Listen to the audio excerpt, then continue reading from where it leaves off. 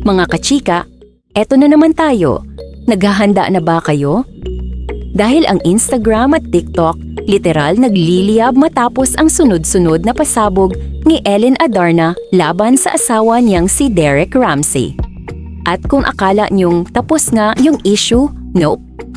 Turns out, plot twist pa more, nagsimula ang lahat ng mag-post si Derek tungkol sa 6 stages of marriage.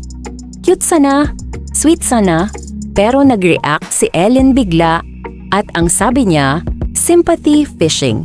Oof! Yung tipong isang IG story pa lang, ramdam mo na agad na may real-life teleserye tayong papasukin at hindi doon nga tapos si Ellen. Naglabas siya ng screenshots ng resibo, mga conversation umano ng isang babae, at ang topic, Derek. At dito na nagsimula ang malaking tanong ng publiko. May side chick ba talaga? Ayon kay Ellen, galing daw sa isang insider ang mga screenshots. At ang sabi pa niya, she is not an ex. Parang throwback sa old school Marites era pero social HD screenshot edition. At mas lalo pang uminit ng sabihin ni Ellen na nangyari raw yung conversation Pebrero 13, 2021 samantalang official sila ni Derek noong Pebrero 4, 2021, 9 days pa lang. Honeymoon stage pa lang, may ganyan na.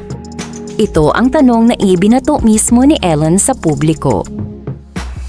Pero syempre, hindi papayag si Derek na tahimik lang siya. May isa siyang matapang na pahayag na nag-spark ng bagong wildfire online. I did not cheat, never. That's the truth. Ellen and I have been separated 6 months. Boom! Diretsahang denial. At agad namang sinagot ni Ellen ngang matapang. Push mo yan, there's your side there's my side. And there are screenshots with time and dates. Yung tipong hindi na, he said, she said. More like, here's my Dropbox link, receipts complete. Kung gusto nyo pa nga mas malalim na analysis, yung timeline ng relationship nila, yung posibleng na-miss ng publiko, at kung ano ang next na move ni Ellen, comment lang kayo. Alam nyo namang mabilis tayo dito sa Chika Lounge PH.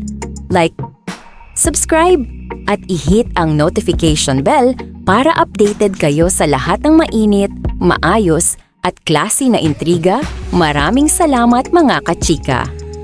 Stay curious, stay kind, and stay tuned.